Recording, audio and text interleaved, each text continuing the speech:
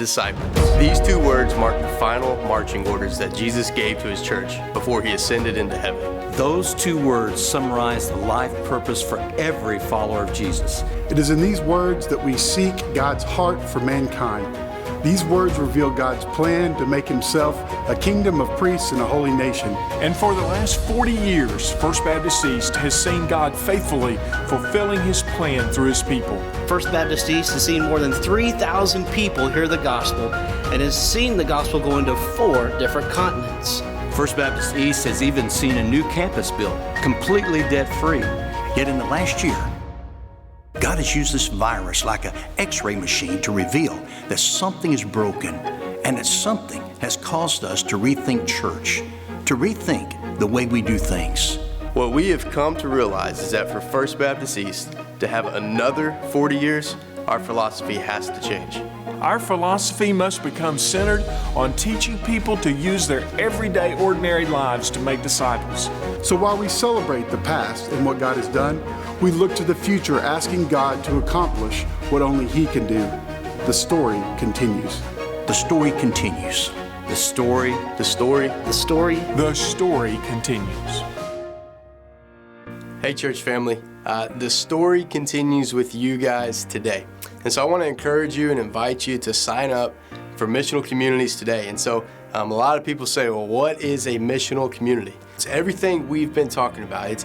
It's a group of believers sold out with one another to make disciples of Jesus. They meet mostly on Sunday nights, some groups, different times during the week, but it's a group of believers that gather together. They share a meal together. They come in and they talk about their missional activity for that week and how God's working in their life and changing them and placing people.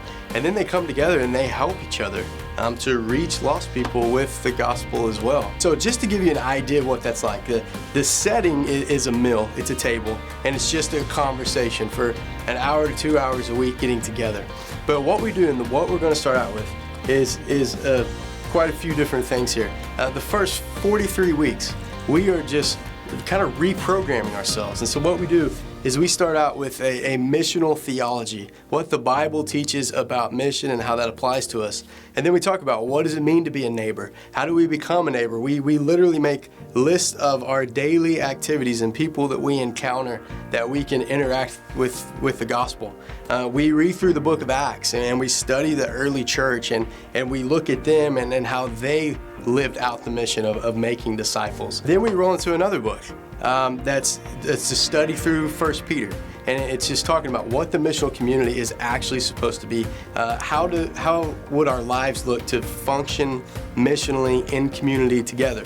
And so that's what we study. And then we go into the next book where we say, okay, what does this mean for our everyday lives? Well, what does this look like? How does this change our approach? And in the next book we say, okay, what does this mean for our church? And so we hit every single level of getting us to kind of change the way we think. And if you talk to any people who have been in missional communities over the last year, they said, man, my thinking's been turned upside down. I now see my church differently, my life differently, and the mission of God differently. And that's what we're trying to accomplish. But at the same time, I said make disciples. And if you remember, we talked about what it meant to make disciples. And so these communities provide safe places for people to come to gather around our tables with other believers where we can share the gospel and pour into lost people.